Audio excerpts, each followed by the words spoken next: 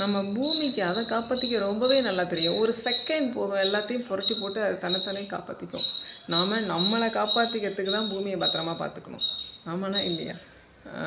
அதாவது நம்ம வந்துட்டு ஒரு காட்டன் ஃபுல்லாகவுமே காட்டன் யூஸ் பண்ணுறது. பேக் முதற்கொண்டு இப்போ வெளியில் போனால் ஒரு காட்டன் பேக் கையில் எடுத்து வண்டியில் போட்டு உள்ளே வச்சுக்கிறதுக்கு ஒரு 2-3 பேக் காட்டன் பேக் உள்ளே வச்சுக்கிட்டு ஏதோ பொருள் வாங்கும்போது எனக்கு பாலித்தீன் கவர் வேணான்னு சொல்கிறதுக்கு எவ்வளோ நேரம் ஆயில் போகுது நமக்கு. அது எப்பவுமே பேக்கில் அதை நம்ம தூக்கிட்டு போகிறது கிடையாது.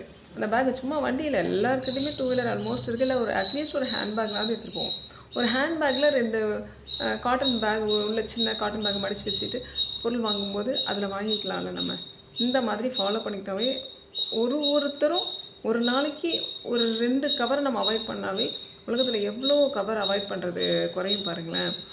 இந்த பூமியில் தண்ணி உள்ளே அப்சர்வ் ஆகிறதாகட்டும், அல்லது அந்த மக்கி அந்த பிளாஸ்டிக் வந்து மண்ணில் சேர்ந்து மண்ணோட வளம்கிறது, இது எல்லாமே வந்துட்டு நம்ம வந்து தடுக்க முடியும்.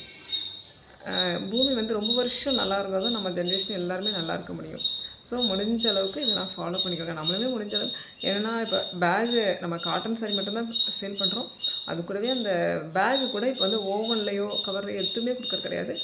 அந்த காஸ்ட் வைஸ் அதிகனாலும் அந்த ஹேண்ட்லூம் காட்டன் இருக்கும் இல்லையா, அந்த காட்டனில் தான் பேக் ஸ்டிச் பண்ணி இப்போ கொடுத்துட்டு இருக்கோம். முடிஞ்ச அளவுக்கு நம்மளால் என்னென்னலாம் மக்களுக்கும் நல்லதை செய்ய முடியும், இந்த பூமிக்கும் நல்லதை செய்ய முடியும், அதை தான் பார்த்து பண்ணிகிட்ருக்கோம். முடிஞ்ச அளவுக்கு இந்த பேக்கை வெளியில் எடுத்துகிட்டு போகிறதுங்கிறது எல்லாருமே ஃபாலோ பண்ணிட்டால் ரொம்ப நல்லது.